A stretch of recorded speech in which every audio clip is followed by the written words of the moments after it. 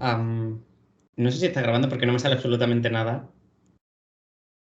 Sí, ya empecé a grabar, pero no te Vale, preocupes. vale, vale. Que era aquí. Bueno, pues un poco de visión general. El objetivo de esta charla, bueno, lo he dicho antes, cualquier duda que tengáis, os podéis desmutear y me preguntáis y vamos a sentiros libres de preguntar en cualquier momento. El objetivo de esta charla no es tanto como entender muy bien, o sea, no entender muy bien, no, como conocer mucho contexto y era resultados muy técnicos, sino como dar una visión general de qué son los límites superiores, qué perspectivas o qué puntos de vista normalmente encontramos en la literatura y un poco como ir construyendo poco a poco un concepto lo suficientemente sólido como para al final cuando alguien nos hable de límites superiores que no sea como al principio que me los encontraba yo que intentaba mirar para otro lado, ¿no? Vamos a partir de funtores de una categoría pequeña y podríamos aterrizar en módulos, R-módulos, pero por simplificar vamos a pensar en grupos abelianos. En el fondo, los R-módulos son grupos abelianos con una estructura adicional, entonces con esto va a ser suficiente.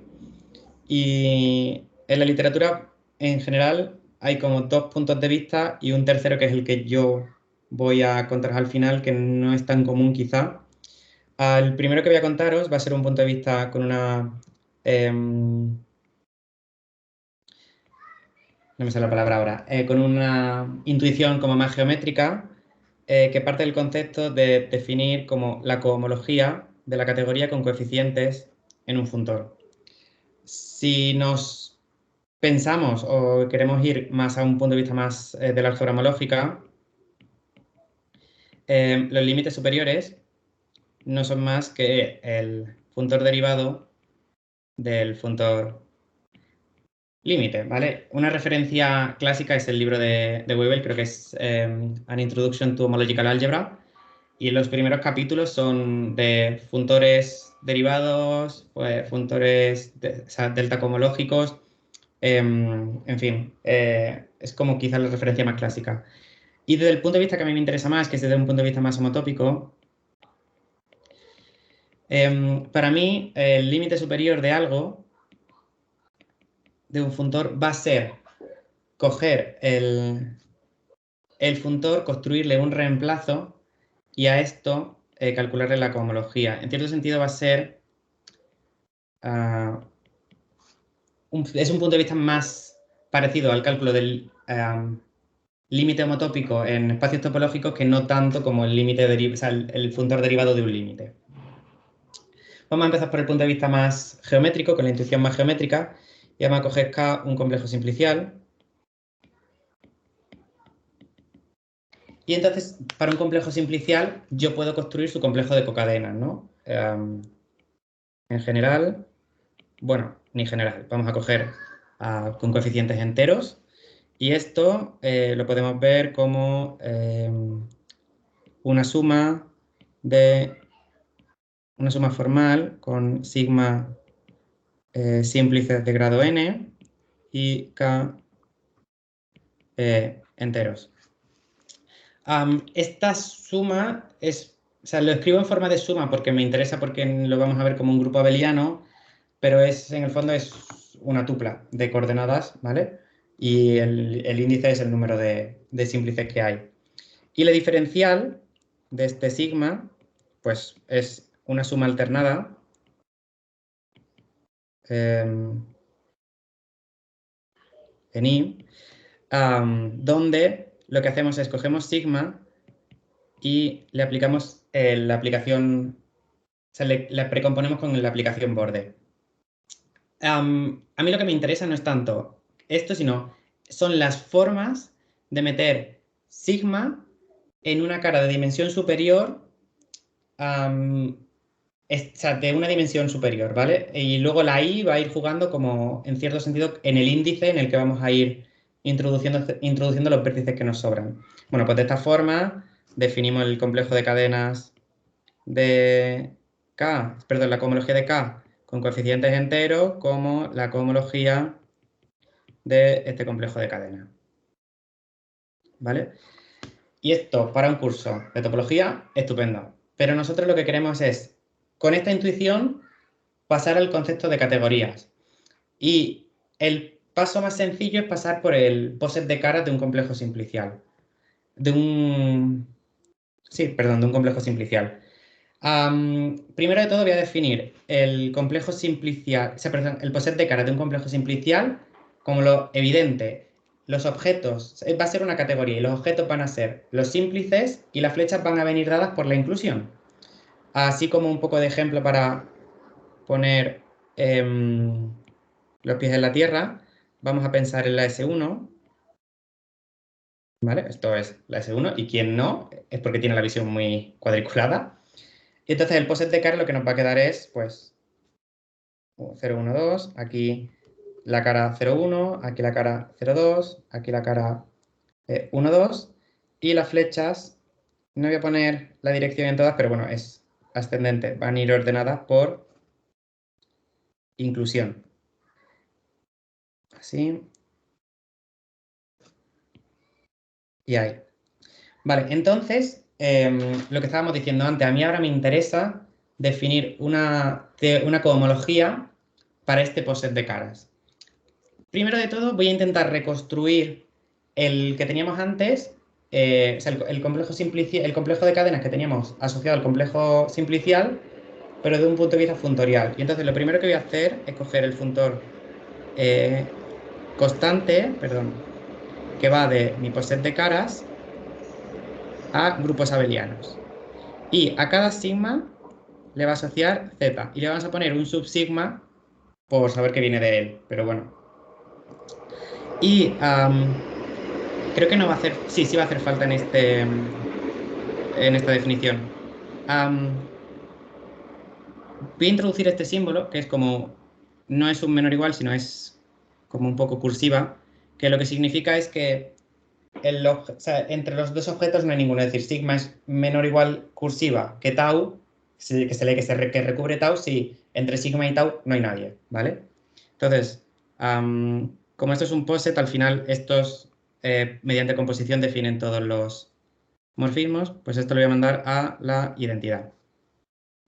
Pues, primera cosa que vamos a reseñar, si yo cojo Zn de este complejo simplicial con coeficientes enteros, esto no es más que el producto de todos los sigmas de grado n de Cz de sigma, que esto es el producto con sigma de grado n de z sub sigma.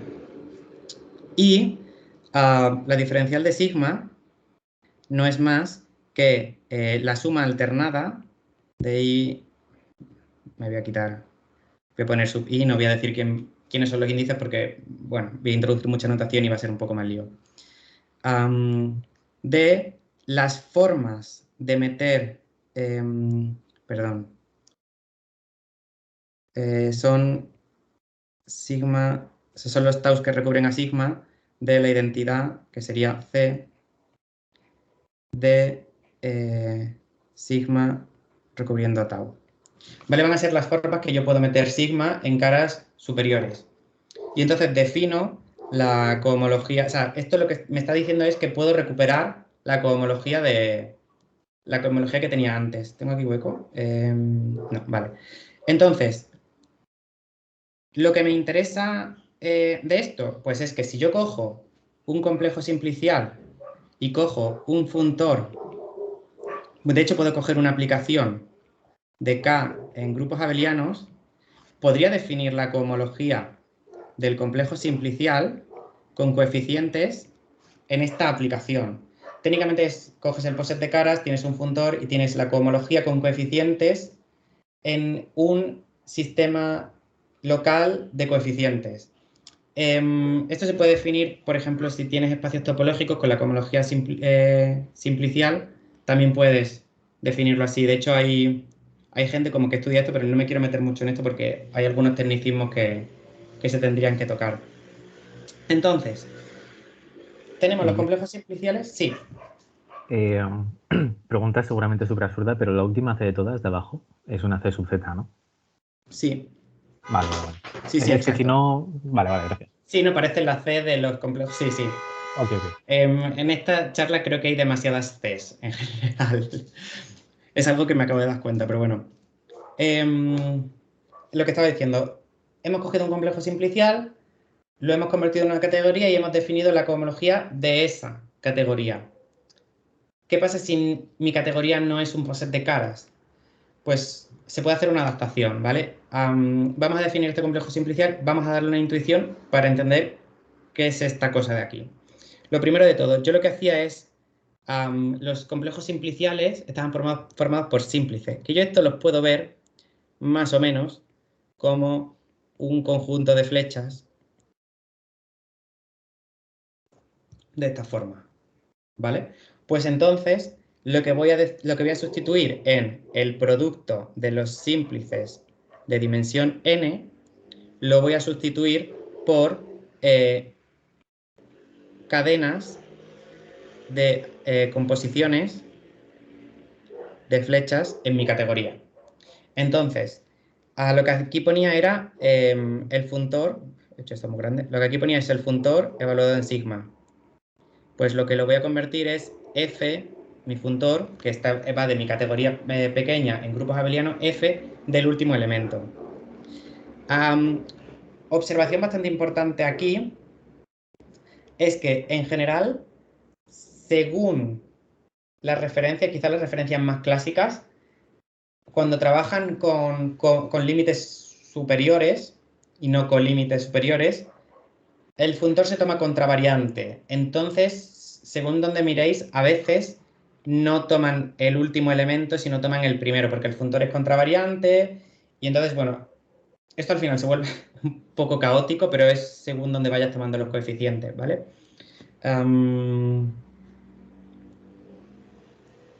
Sí. Entonces, al final, mi complejo de cadenas va a ser, en grado n, lo que voy a hacer es el producto de cadenas de esta forma, ¿vale? Y la diferencial va a venir dada por esta expresión de aquí.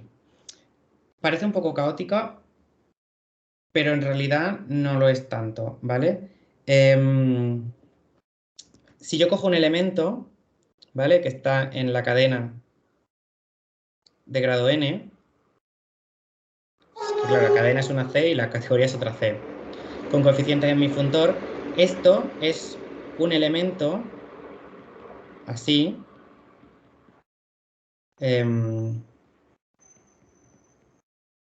entonces, yo al aplicarle D, ahora aquí tengo un n más 1, ¿no? Entonces, ¿qué voy a hacer? Pues bueno, pues esto me lo imagino como una tupla y en vez de ser el a sub 1, a sub 2, a sub 3, es el a sub 0 flecha, o sea, perdón, x sub 0 flecha, x sub 1 flecha, x sub, hasta x sub n flecha. Entonces, este elemento en la coordenada x sub 0 hasta x sub n más 1 va a ser, pues bueno, miro de dónde vengo. Entonces, a los elementos, voy a intentar hacerlo un poco más pedagógico, a los elementos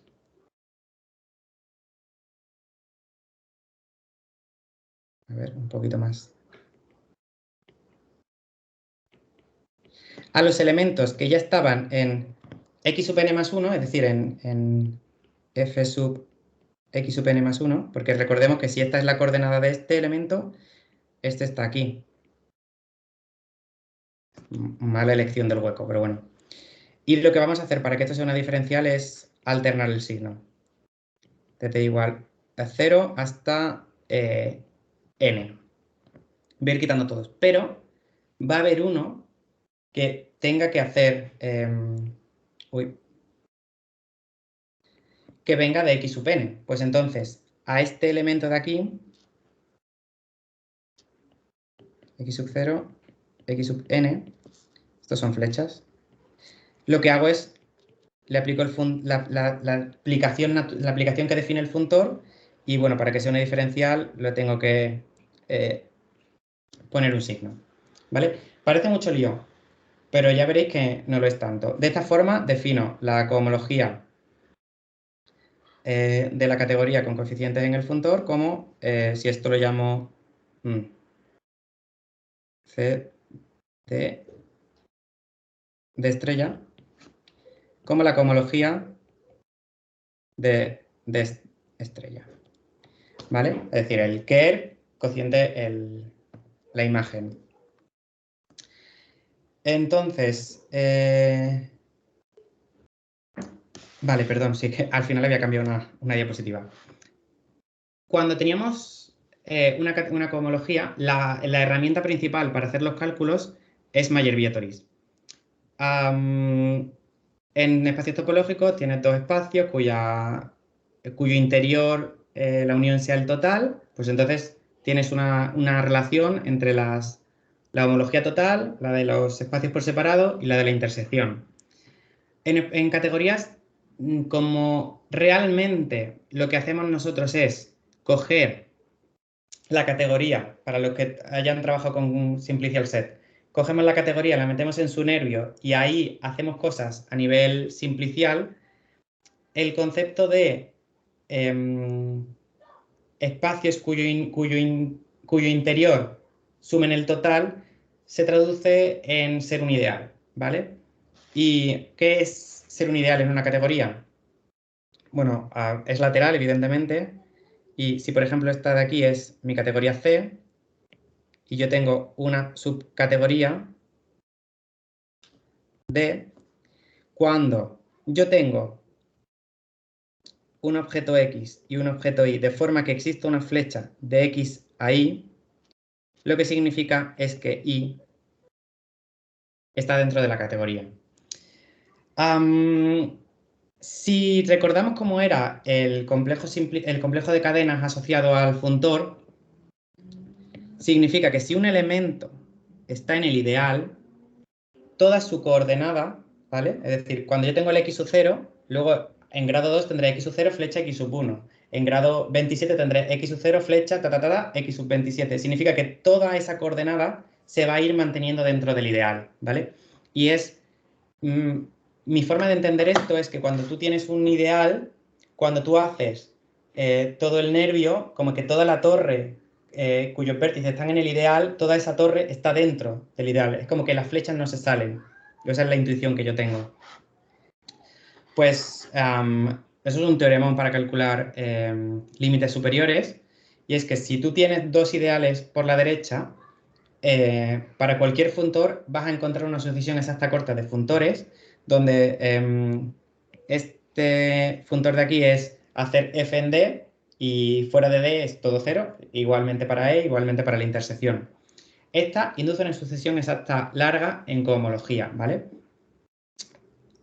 Un ejemplo súper básico de hacer este cálculo es, es cuando tú tienes, por ejemplo, una categoría C, que lo puedes ver como unión disjunta de dos componentes conexas, ¿vale?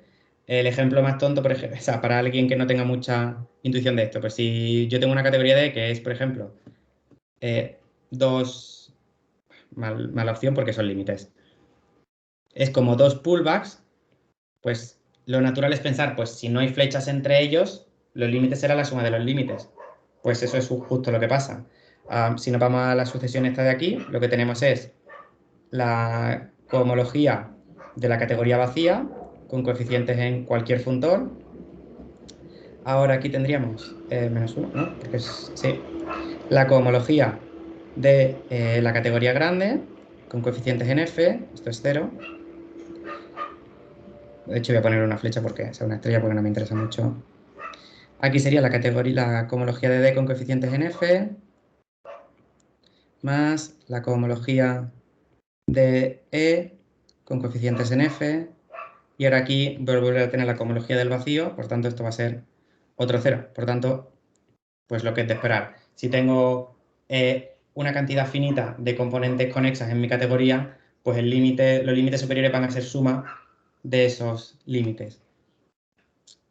Y en realidad este teorema se puede aplicar en un montón de situaciones como similares, ¿no? Por ejemplo, si piensas en dos categorías y haces como una especie de join con un punto terminal o, bueno, cosas así, empiezan a salirte también resultados bastante chulos. Antes de empezar con el punto de vista más algebraico, vamos a hacer un ejemplo con la definición y ya está, para que veáis que, bueno, con la definición ya se pueden hacer cosas.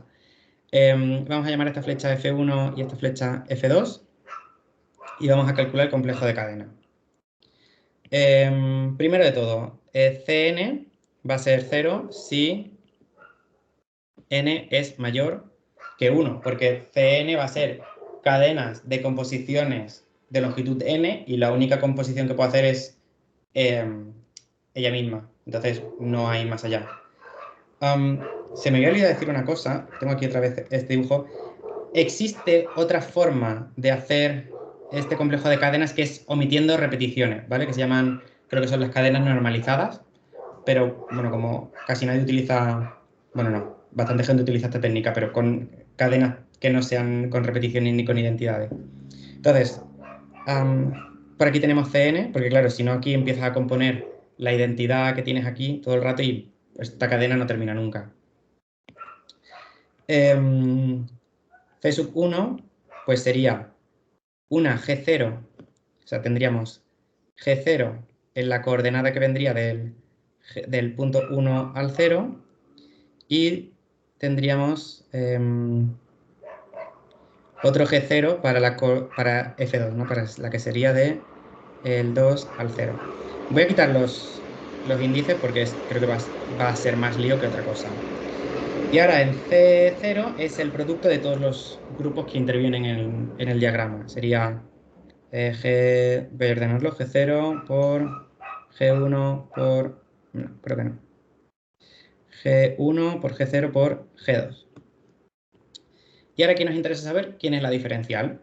Pues bueno, cogemos un G1, G0, G2 y recordamos la definición. Este de aquí, la diferencial era, o sea, la diferencial de este elemento en la primera coordenada es al elemento que ya estaba, solamente lo mantenemos y solamente miramos el signo. Como mi flecha es 0, perdón, como mi flecha es 1, 0, lleva signo negativo, por tanto sería menos G0. Y ahora G1, como no está en G0, lo que tengo que hacer es trasladarlo por el funtor. Entonces esto sería F1 de G1. Y lo mismo para G2. Esto se me queda un poco corto. Tendríamos aquí F2 de G2 menos G0. Y entonces, ¿qué sabemos ya por lo pronto? Pues que los límites de este funtor que vamos a llamar G son 0 si I es mayor estricto que 1. El lim 1 de G va a ser, si esta es delta, va a ser el coker de delta. Y el lim 0 va a ser el ker de delta. Haciendo un poquito, muy poquito, de prácticamente lo que yo llamo álgebra lineal, porque bueno, son grupos, pero esencialmente es lo mismo. Si F1 o F2 son sobre, entonces el lim 1 de G es 0, ¿vale? Y esto es súper sencillo de probar, porque si tú quieres ver un elemento G' que esté en la imagen, como una de las dos es sobreyectiva, lo que haces es, con el otro, se pone G2 igual a 0 y con el otro consigues resolver el sistema. Vale, vamos a pasar ya al punto de vista de la álgebra homológica, porque si no además se va a ir mucho de tiempo. Pero quiero que memoricéis esta expresión de aquí, ¿vale? Porque vamos a ver después que, o sea, constructivamente que esta definición es lo mismo que definir lo de la álgebra homológica, porque si no, ¿qué estamos haciendo aquí? Vale, y ahora es cuando nos vamos a poner un poco técnico. Vamos a trabajar en la categoría de funtores, de una categoría pequeña en grupos abelianos. voy a decir un montón de palabrotas. Esta categoría es abeliana, tiene suficientes proyectivos, suficientes inyectivos, es completa, cocompleta y es buenísima. De hecho, no es tan buena, pero casi. O sea, esta categoría es como, vamos, un regalito. Entonces, como el funtor límite, o sea, como tiene todos los límites esta categoría, entonces el lim, o sea, la construcción del límite define un funtor, mi categoría de funtores en grupos abelianos. Además, este funtor es exacto a la izquierda, por tanto lo podemos derivar a la derecha. Y definimos el límite superior como el enésimo funtor derivado a la derecha del funtor límite. ¿Qué es esto? Porque esto suena mucha palabrota si no has hecho nada de álgebra homológica. Pues coges un funtor, calculas una resolución inyectiva de funtores. Es decir, cada elemento de aquí,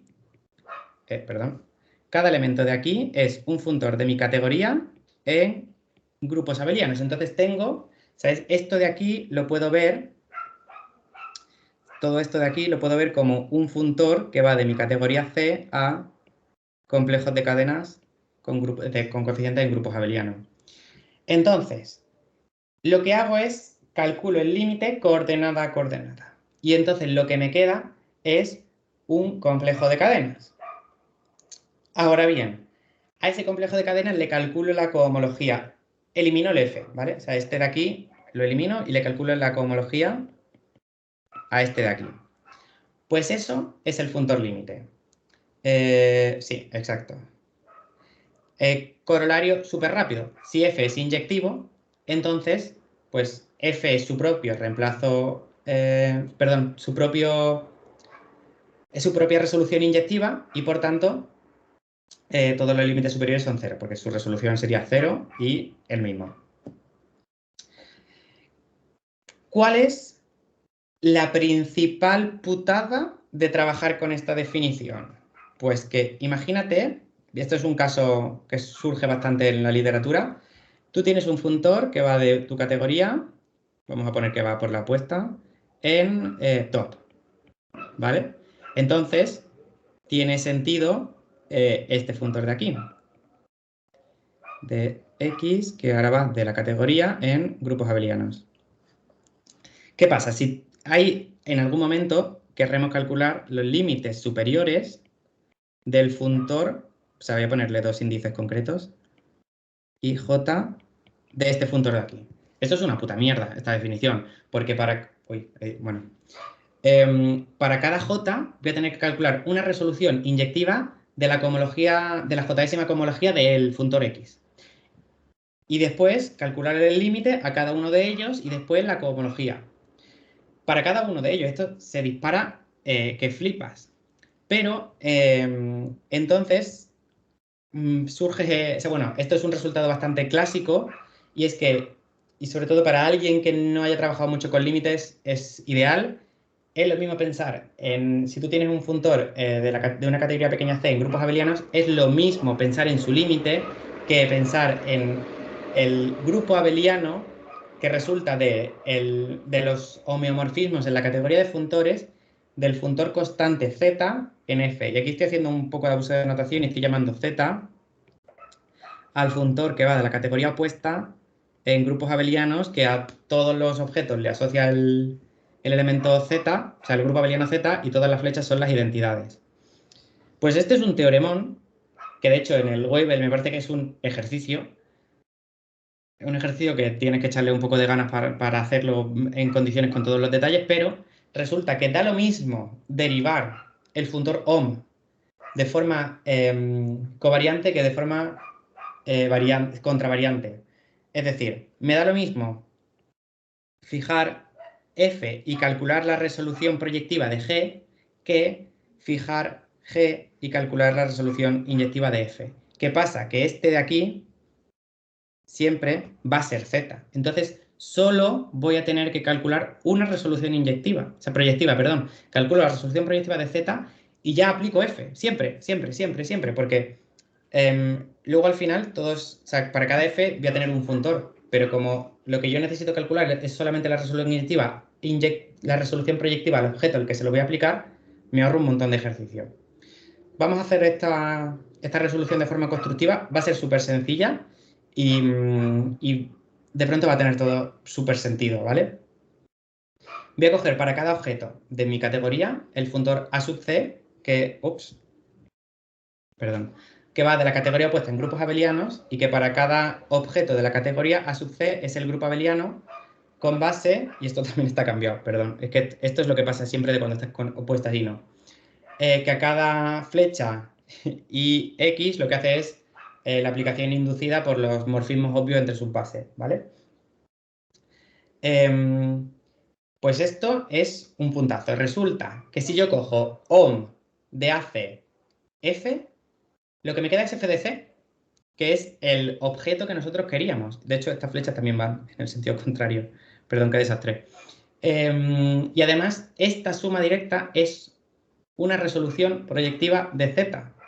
¿Qué pasa si yo a esto le aplico el OM de F?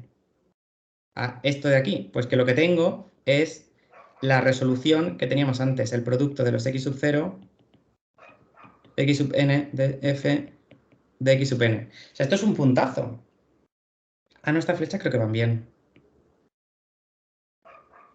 No, porque era contravariante. Vale, sí.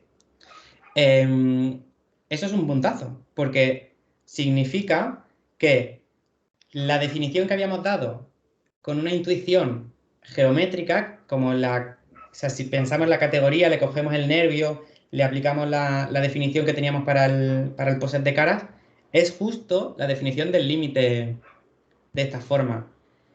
Y otro, para mí es un resultado súper chulo, es que si tú tienes una categoría y tienes el funtor constante con un grupo abeliano, esto es otra A, el límite de ese funtor constante es la cohomología en espacios topológicos de la realización geométrica de esa categoría.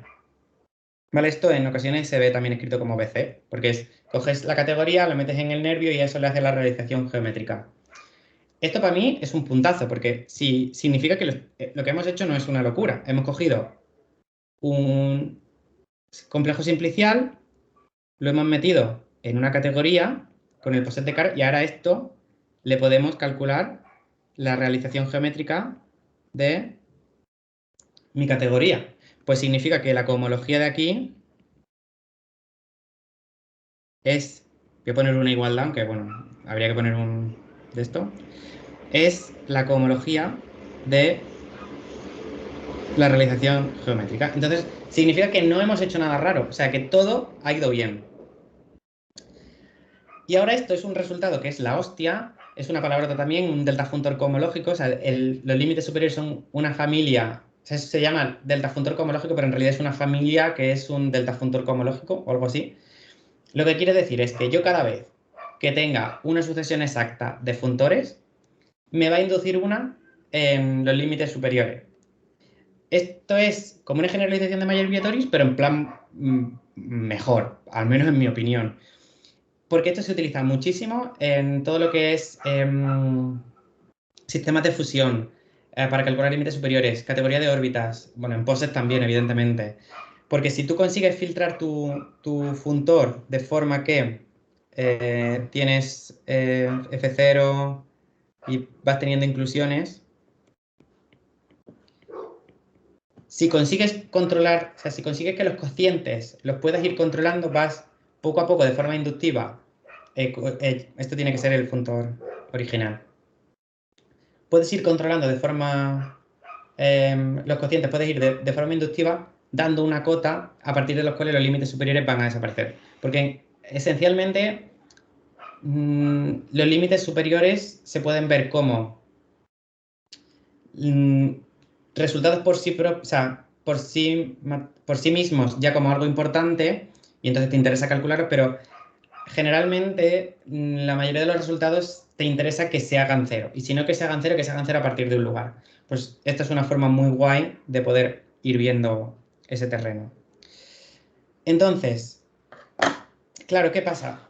Sucesión exacta corta, cojo el límite superior y se convierte en una larga. Esto es como coger sucesión exacta corta complejos de cadenas y pasar a una larga en cohomología. Entonces, para mí, la forma de entender los límites superiores es como que es la cohomología de un funtor. El funtor es como que tiene una información homotópica que no vemos y los límites superiores pues nos la van diciendo. Entonces, para poder trabajar de esto, que esta ya es la perspectiva que me interesa a mí, que es la que utilizo, necesitamos una categoría de modelos. Una categoría de modelos es un framework que te permite hacer teoría de homotopía en una categoría en la que a priori no podría, ¿vale? Fue introducida por Quillen porque se dio cuenta de que, bueno, cuando tenía espacios topológicos, simplicial set, complejos de cadenas, sucesiones espectrales, aparecían cosas que podía llamar homotopía, aparecían cosas que podía llamar equivalencia débil, aparecían cosas que podía llamar fibraciones, aparecían cosas que podía llamar cofibraciones, de pronto aparecían propiedades del levantamiento muy similares a las propiedades de extensión de homotopías. Y entonces, pues dijo, vale, pues voy a hacer un framework, o sea, evidentemente no supongo que no lo haría así, pero donde podamos aplicar esta axiomática a otras categorías. Mi forma de entender la categoría de modelos es, yo tengo mi categoría, me olvido de los objetos y me quedo solamente con las flechas. Y ahora a las flechas le pego una etiqueta con tres posibles huecos. El primero hueco se lo voy a reservar a las equivalencias débiles, el segundo hueco a si es o no una fibración y el tercero a si es o no una cofibración. De forma que si yo compongo dos flechas que se pueden componer con la misma etiqueta, la composición va a mantener la etiqueta. Es decir, si compongo dos cofibraciones, la composición va a ser una cofibración. Lo mismo con las equivalencias débiles y con las fibraciones. Y le voy a pedir cosas, pues que le voy a pedir a lo que tenían estas cosas en espacios topológicos. Pues si tengo dos flechas, o sea, dos aplicaciones que se pueden componer de forma que las dos por separados y la tercera, si dos de estas tres es una equivalencia débil, pues la tercera lo va a ser también. Voy a pedirle cosas de factorización, que son un poquito más técnicas quizá, propiedades del levantamiento y poco más. Ya con esto, y importante que no son cosas excluyentes. Por ejemplo, las identidades son configuraciones, fibraciones y equivalencias débiles, ¿vale? Si os queréis introducir un poco en el contexto porque parece que os mola o lo que sea, súper recomendado primera lectura, Dwyer Spalinsky, Homotopy Theories and Model Categories. Es súper introductorio, no tiene ninguna prueba, bueno, algunas sí, pero casi todas las pruebas que tiene, no tiene muchas, pero las que tiene son súper sencillas de seguir y un montón de ejemplos, que es lo que en el fondo quieres al principio. El Hirschhorn, que para mí es como el siguiente libro que te tienes que leer si quieres saber un poquito más, porque es más técnico, pero o sea, es más grande, abarca más campos. Luego está también el hobby, que tengo que hablarlo porque tal, pero a mí personalmente no me gusta porque me parece demasiado técnico.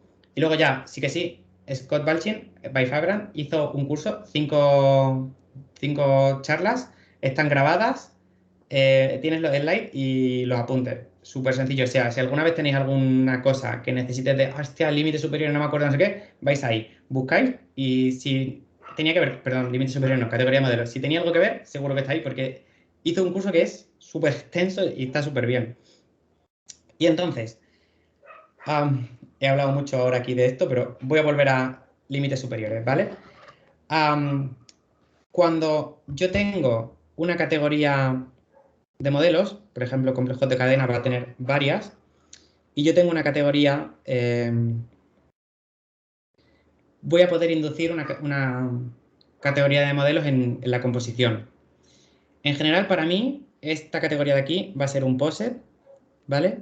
Y le vamos a pedir que tenga una filtración en los números naturales.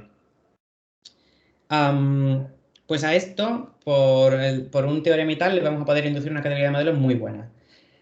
Pero antes de eso, quiero como un poco hacer un inciso y entender qué vamos a hacer, ¿no? En este caso, porque la categoría de modelos va a estar en complejos de cadena, no en grupos abelianos. Entonces, yo voy a tener un poset y un funtor que va a ir a grupos abelianos. Y grupos abelianos lo tengo muchas formas de introducirlo en complejos de cadenas, pues con resoluciones inyectivas, resoluciones proyectivas.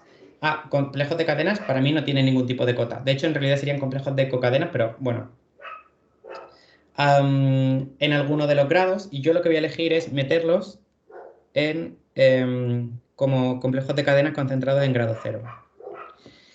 Y ahora bien, igual que pasa con espacios topológicos que tengo la categoría homotópica, en complejos de cadena lo que tengo es la categoría derivada. También se puede llamar categoría homotópica, según qué referencias tenga. Me siento más cómodo con categoría homotópica y con categoría derivada y por eso la uso. De esta forma, si nos fijamos, cuando llegamos hasta aquí, lo que nosotros tenemos es un complejo de cadenas en grado cero. Pues cuando nos metemos en la categoría derivada, es como cuando en Interestelar se meten en ese agujero negro y de pronto empiezan a salir dimensiones de todos lados. Por lo mismo, en plan, tú tienes algo de en grado cero y de pronto lo metes en la categoría derivada y empieza a salir toda la información homotópica sin control ninguno y entonces necesitamos de herramientas útiles para poder hacer esto. La forma de entrar en la categoría derivada que vamos a utilizar nosotros va a ser con el reemplazo, ¿vale? Que ya luego lo defino y tal. Eso me va a permitir conocer bien cómo estoy trabajando. Y entonces, ahora ya lo que hago es a todo esto de aquí le aplico el funtor límite. Y entonces ahora lo que tengo es un objeto que está en la categoría derivada todavía. Claro, yo necesito, o sea, aquí igual, como que tengo todas las dimensiones. Yo necesito algo que yo pueda tocar y que tenga una dimensión. ¿Cómo vuelvo a bajar a grupos abelianos? Pues con la cohomología. Ya toco tierra y me quedo tranquilo y digo, vale, todo funciona. Entonces, ¿cuál va a ser mi recorrido? Cojo mi funtor, lo meto como complejo de cadena en grado cero, calculo el reemplazo, tomo límite y entonces a eso ya le calculo la cohomología y entonces ya todo va a ir súper bien. Entonces, esa va a ser mi definición de límite superior. Va a ser coger mi funtor, hacerle el reemplazo, tomar límite y ya calcular la cohomología. Por tener un poco de decencia en esta charla, mis posets voy a decir que son posets de Ready, porque en el fondo van a ser una categoría de Ready y es simplemente que tienen una aplicación que conserva el orden. Entonces voy a poder dotarlo de una categoría de modelos en la que solamente me interesa que os quedéis con que las equivalencias débiles y las configuraciones son punto a punto y un objeto es fibrante si verifica esta propiedad que esto es sobreyectivo, ¿vale? Esta aplicación. Claro, no he hablado de reemplazo, entonces un reemplazo no va a ser más, o sea, si yo tengo un objeto, esto es muy técnico, lo siento, ¿eh? Si yo tengo un objeto, que algo sea fibrante es que la flecha al objeto terminal sea una fibración. Si no existe, aquí en medio, bueno, esto como es el grupo abeliano es el funtor cero, aquí en medio puedo poner lo que es el reemplazo, ¿vale? Y esto tiene que ser una equivalencia débil, es decir, tiene que mantener el mismo tipo de homotopía del objeto inicial, pero le vamos a pedir que sea fibrante, ¿vale? Esto es lo que hemos dicho, en plan, nos metemos en la categoría derivada, ahí hay un montón de representaciones con un montón de dimensiones de mi objeto, pues elijo el que es el reemplazo, bueno, de hecho hay muchos, pero el que voy a construir yo, porque es el que me va a servir para calcular los límites superiores. Y el point es que, borro aquí, perdón, esto no solamente pasa en mi categoría que estoy trabajando ahora, siempre que las fibraciones y las configuraciones y la equivalencia débiles sean punto a punto, esto va a funcionar, porque significa que cuando yo cojo este objeto de aquí, o sea, el funtor diagonal, y que me va a los funtores de el poset en complejos de cadenas, esto es adjunto, siempre, ¿vale? Pero si además verifica esto que he dicho de que las configuraciones y las fibraciones las configuraciones y la equivalencia débil sean punto a punto, además es un par de Quillen que, bueno, esencialmente me va a permitir hacer esto de aquí, ¿vale? Vale, siento que fue muy Guille, rápido, sí, un comentario tonto. sí. Por, a ver, ¿cómo lo digo? Por coherencia con la literatura, normalmente cuando vas a derivar el límite, al modelo que defines se le llama inyectivo, no proyectivo. Ya, sí, pero porque realmente, o sea, esto, a ver cómo digo, esto sería la categoría de funtores aquí inyectiva, en el sentido de que estoy cogiendo la categoría inyectiva de la categoría de modelos proyectiva en complejos de cadenas, pero como lo que estoy haciendo realmente no es ir por ese punto, sino aplicar el teorema de Kant a la categoría de modelos proyectiva, se suele heredar el nombre de la categoría que aplico. O sea, porque estoy aplicando en el fondo el teorema de Kant. Vale, o sea que en complejos de cadenas pones el proyectivo y Claro, luego... o sea, exacto. O sea, como yo lo que hago es, utilizo el teorema de Kant más la categoría de modelos proyectiva, como por un poco de homogeneizar el de este, lo que hago es, a la categoría de modelos la llamo proyectiva. Vale, Aunque no vale. sea una categoría de modelos proyectiva. Ya, si quizá a lo mejor debería cambiar el nombre, no sé, No, todavía no, estoy... no a ver, es que tampoco es la inyectiva, exactamente, porque No es, de hecho, sí que es la inyectiva. Esa es o sea, si tú en la coges, inyectiva le pides que las configuraciones sean monomorfismos. Y ya está. No split y projective co-kernel, esas son pero condiciones que te es, salen de que viene de abajo el proyectivo, ¿no? no, es que claro, el problema es que o sea, hay como varias formas de tú trabajar con complejos de cadena. O sea, la categoría de modelo de Quillen, hay varias formas de interpretarla. Como, no sé si Quillen fue el originario, pero, o sea, de esta forma de construirlo, porque creo que Quillen en el artículo original, complejos de cadena, no sé si lo trata mucho, porque al final creo que es como algo que se hereda. Pero o sea, la mayoría de la literatura te presenta la categoría de modelo de Quillen, la proyectiva en complejos de cadenas acotados y en complejos de cocadenas acotados. Sin embargo, Huby sí que se quita esa cota añadiendo esa segunda condición de que sea un split monomorfismo con el cokernel proyectivo. O sea, es simplemente por permitirme eliminar el hecho de que sea la categoría de modelos, o sea, la categoría de complejo de cadena acotada. Porque, de hecho, normalmente lo que se usa es la categoría de modelos proyectiva para las resoluciones proyectivas y para el cálculo del límite, del colímite derivado, y yo lo voy a hacer al revés, porque así es como me empiezan a salir los resultados.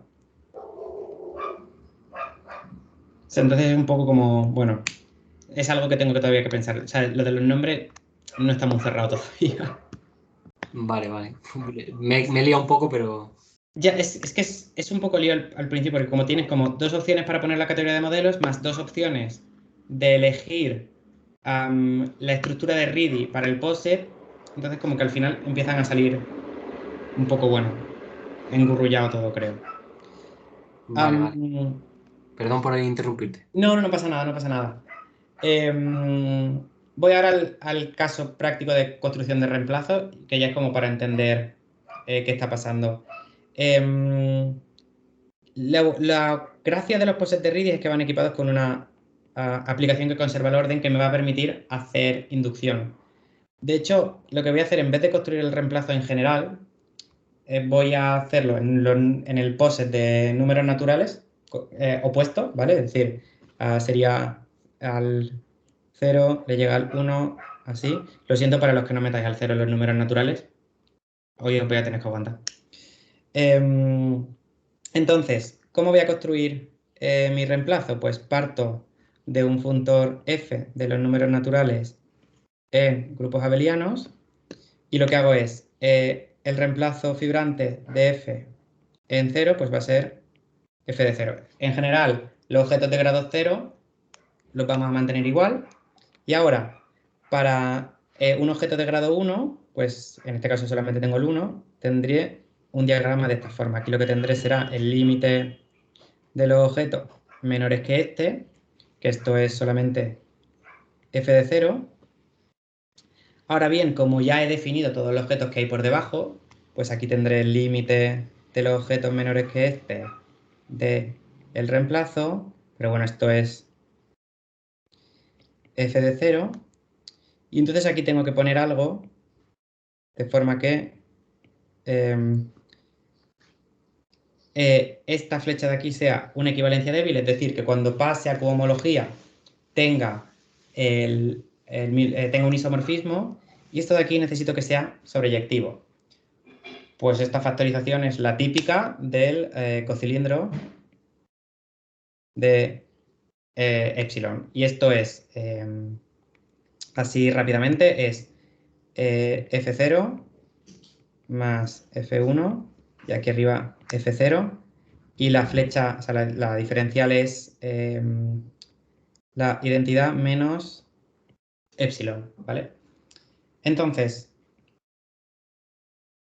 en general, si yo pasase ahora al Fn, aquí tendría el límite de los objetos aquí, pero esto es por esta categoría en concreto, ¿eh? Es Fn-1. Aquí tendría, esto va a ser un cocilindro. Vale, vamos a poner aquí en 2, porque no he introducido otra cosa antes. Y aquí tendría el cocilindro del epsilon sub 1 de antes. Aquí, una cosa que se nos podría ocurrir, supernatural, es, pues pongo otro cocilindro, ¿no? Esto lo llamo epsilon sub 2 y pongo otro cocilindro y ya está. El problema de esto es que entonces vamos a tener un complejo de cadenas que no está acotado. Y para eso pues nos quedamos con los resultados que teníamos antes, que nos va a dar el mismo complejo de cadenas prácticamente. Entonces, lo que yo voy a hacer en lugar de aplicar el cocilindro es, voy a estudiar este caso. ¿Qué tengo aquí? Pues tengo F2, algo que quiero poner, y aquí tengo F1 más F0, y aquí tengo F0. Además, esta diferencial de aquí, siempre que tú tienes un cocilindro, su última diferencial es sobreyectiva. Pues hostia, pues lo que puedo hacer es F1 más, perdón, F2 más F1 más F0.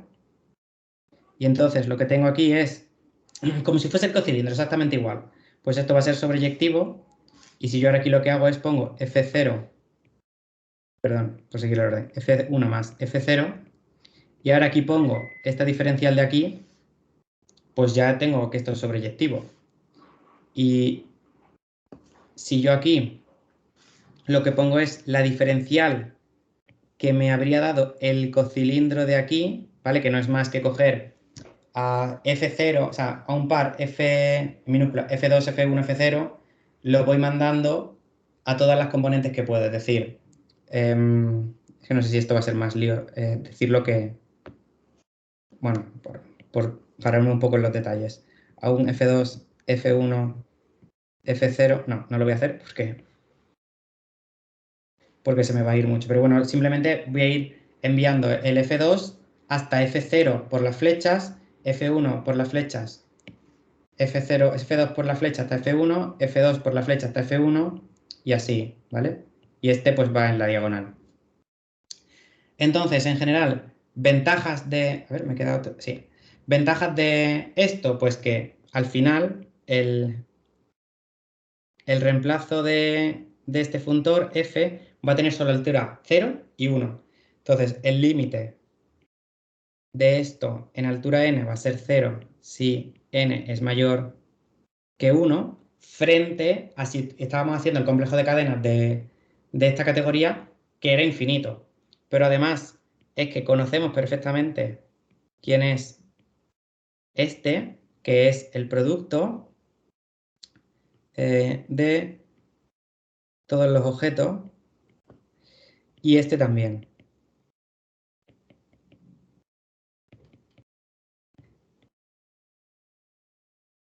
De f de n. Y la diferencial es a un elemento a sub 0, a sub n, tal. Lo que hacemos es a sub 0 menos la suma de las formas de llegar de hasta 0 de n, de a sub n, ¿vale? Así, con todos. Y entonces, pues también se puede dar no me sale, perdón. Una descripción explícita del límite superior en este caso tan concreto. Así por dejar como un poco de novedades de lo último que hemos estado mirando, es que la construcción de este reemplazo, como controlas muy bien cuándo puedes truncar, porque miras la última diferencial y ves si es sobreyectiva o no, hemos conseguido dar este corolario, ¿vale? Explico un poco en qué consiste en el ejemplo, que se entiende mucho más fácil. Vamos a definir una aplicación B, Vamos a definir una aplicación B que va de tu POSIX a los números naturales, ¿vale? Y lo que hacemos es, a los objetos de grado 0, les vamos a poner la etiqueta 0. O sea, esto es como coges el grafo y le pones una etiqueta. Entonces, al grafo le pones la etiqueta 0, a los de grado 0. A los de grado 1 les pones siempre la etiqueta 1. Y ahora, cada vez que tú vas a etiquetar un objeto, por ejemplo, vamos a etiquetar este de aquí, miras las etiquetas del número más grande. En este caso serían 1, 1, 0. Y ahora piensas, ¿este P4 va a cerrar un ciclo en estas etiquetas de grado mayor? Pues en este caso no. Pues entonces mantenemos. En este caso pasa lo mismo. Y ahora nos vamos al grado 3. ¿Este P7 va a cerrar un ciclo en las etiquetas 1 y 0? Pues sí, porque va a cerrar este loop. Pues entonces a este le vamos a poner la siguiente etiqueta, 2. Este P6 no va a cerrar, se queda con un 1. Y ahora el P8. Las etiquetas ahora son 2 y 1. ¿P8 va a cerrar un ciclo en las etiquetas 2 y 1? No, pues entonces mantenemos.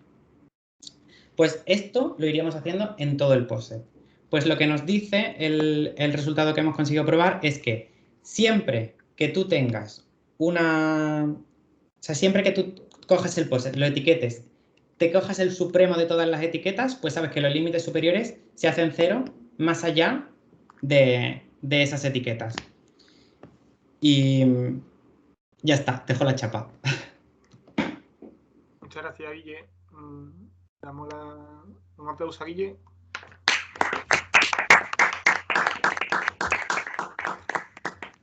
Gracias. ¿Alguna pregunta?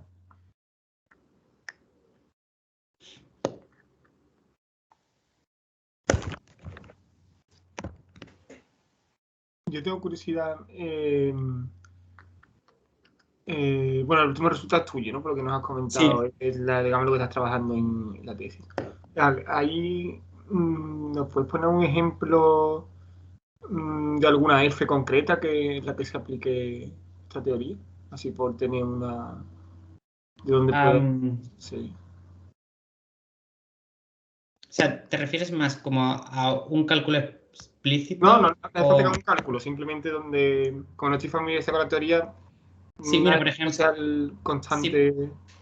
Sí, por ejemplo, un funtor súper clásico al que calcula los límites superiores es cuando tú tienes un funtor en espacios topológicos, cuando le haces cohomología, entonces tienes un funtor en grupos abelianos al que calcularle los límites superiores.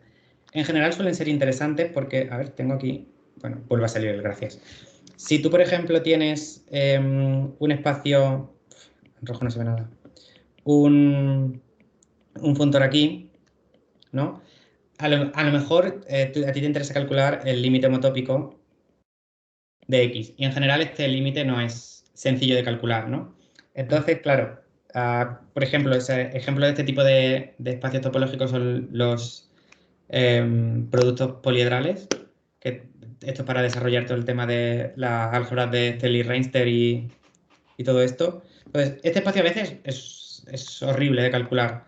Entonces, bueno, te dices, bueno, pues cojo la cohomología de X y le calculo el límite, ¿no? Y bueno, pues si o sea, te gustaría como que pasase algo así, ¿no? Que esto fuese una igualdad.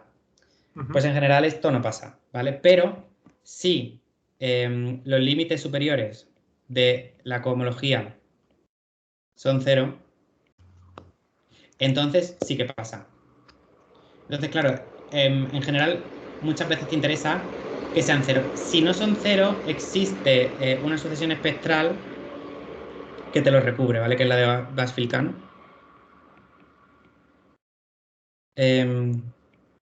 Esto creo que la flecha va a este lado, ¿no? Nunca me acuerdo.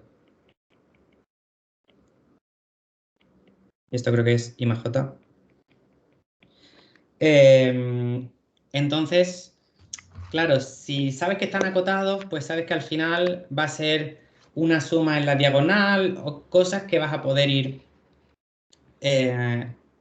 calculando rápidamente. O sea, esto es como un ejemplo como muy clásico de dónde pueden aparecer los límites superiores y por qué te interesan. También, si tú tienes un nudo, la cohomología de Kobanov del nudo se puede calcular a través de los límites superiores, que eso es como más como una aplicación de que los límites superiores sean interesantes por sí mismos que no como simplemente para ayudarme a algo de espacio topológico. Porque sabes que los límites superiores son la cohomología de Kobanov del nudo. Lo hemos intentado calcular, en plan en el sentido de, bueno, vamos a coger un nudo, vamos a coger el POSIT asociado al nudo, vamos a calcular vamos a coger el funtor y vamos a calcular los límites superiores y son horribles.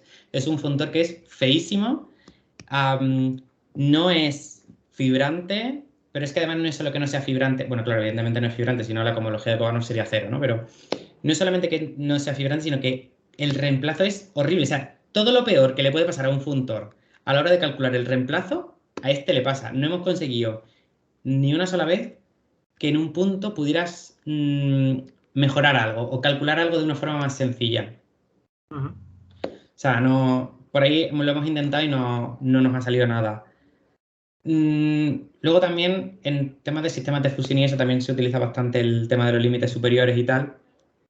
Y creo que eso también es como más resultado del interés del límite, o sea, de los límites superiores por sí mismos que no como algo que se anule. Como estructura, pero eso, tenía curiosidad por saber dónde aparecía. Por ir hilando, un momento, sí. voy conectando antes de continuar. Entonces, por ejemplo, lo de arriba, el requisito arriba a la derecha, vosotros lo reducís a que las etiquetas pues sean 0 siempre, ¿no? ¿Entiendes? Claro, en general... Que te indica que solo se cumple en casos muy sencillos cuando, desde el punto de vista ya de la teoría de los límites superiores posibles. Sí, el problema del etiquetado es que siempre partes de 1. Entonces, o sea, siempre partes de 1 porque si algo es fibrante, entonces sabes que tiene límite 0. Entonces, primero mirarías si tu funtor es fibrante y dices, vale, pues no, porque me ha fallado. O sea, en el momento en que te falle en la primera flecha, ya sabes que no lo es. Entonces, una generalización, vale, digamos, del concepto de ese requisito. De ser inyectivo. Sí, exacto. Y entonces lo que no, pues dices, bueno, pues voy a coger la categoría subyacente, el grafo de mi POSIT, y voy a liarme a poner etiquetas. Y cuando llegue haya puesto la última, que sea, yo qué sé, 527, pues ya sé que 527 es donde se acaban los límites superiores. Vale. Te interrumpí antes, perdona, que estabas comentando algo. No, sí, no, lo que te voy a decir también es que Natalia sé que utiliza los límites superiores también a nivel de espacios topológicos y no le interesa tanto que sean 0, sino que sean de torsión. Pero ya ahí no se decirte absolutamente nada. O sea, es como que si son de torsión, para ella es como si fuesen 0. Porque puede hacer como una triquiñuela, pero ni idea. Vale. Muy bien, muchas gracias. La verdad que ha habido hoy unos cuantos ejemplos que me han aclarado un poco de en qué contexto pueden salir. Aunque digamos que esta teoría trasciende un poco esos ejemplos, pero eso, la motivación inicial y ya a partir de ahí... Siento que he ido como muy rápido todo el rato, pero bueno. No, pero está bien. Yo es que de álgebra homológica, ya, partiendo de que de álgebra homológica hace poco, a partir de ahí todo lo que se construye sobre ello Pero, claro, pero lo interesante es que eso, que aprenda los conceptos, de dónde vienen y sabe reconocerlos si me aparecen. Así que en ese sentido, muchas gracias por la charla. No sé si alguien más tiene algún comentario, alguna pregunta. ¿Yo puedo disparar? Sí, dale caña.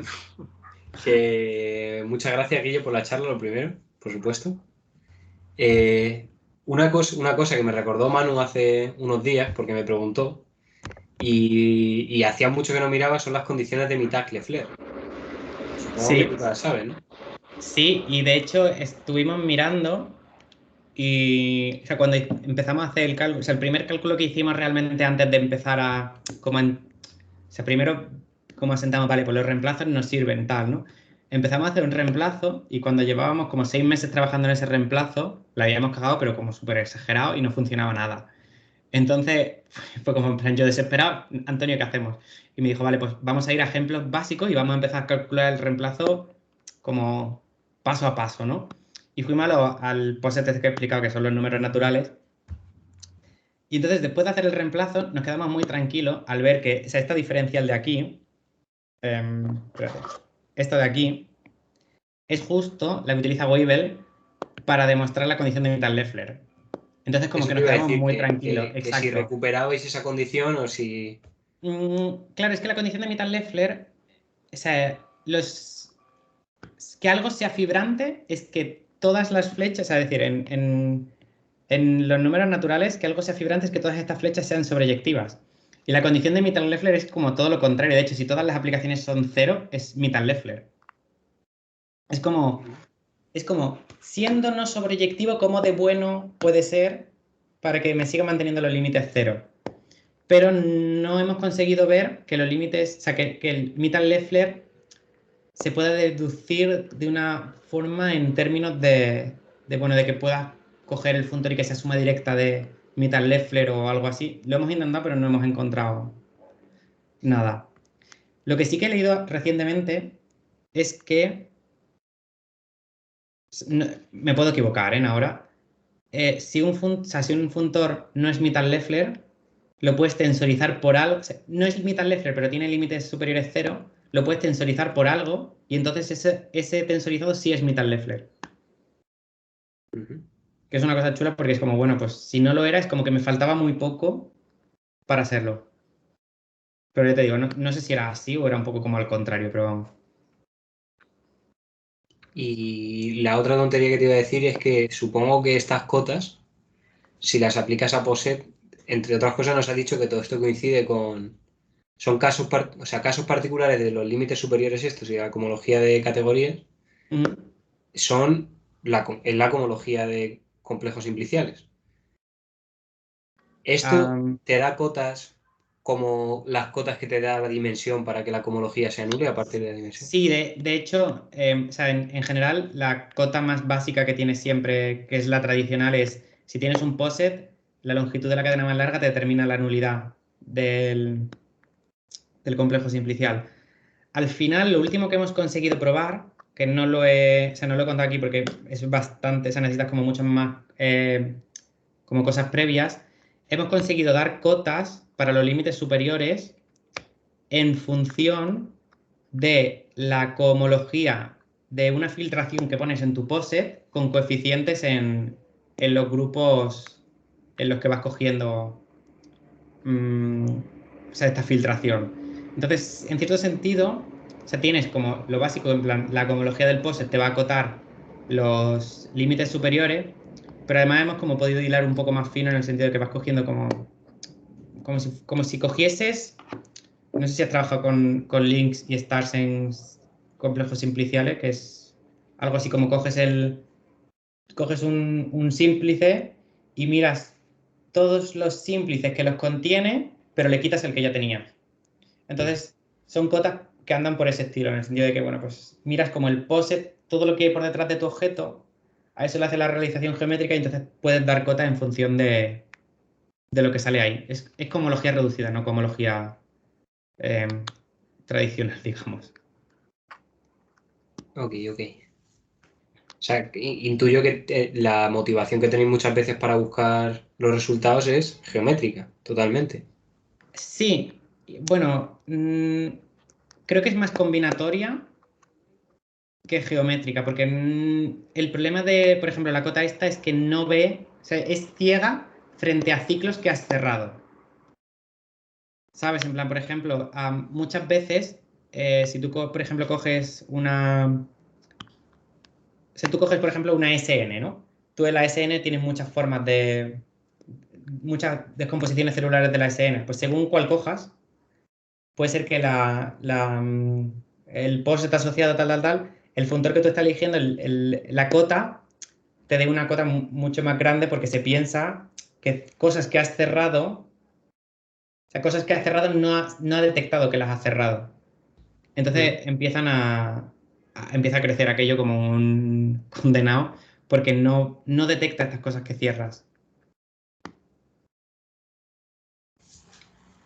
Vale. Pues muchas gracias, Guille. No tengo más A preguntas. vosotros. ¿Alguna pregunta más? Vale. Bueno, pues agradecemos entonces a Guille por su magnífica charla.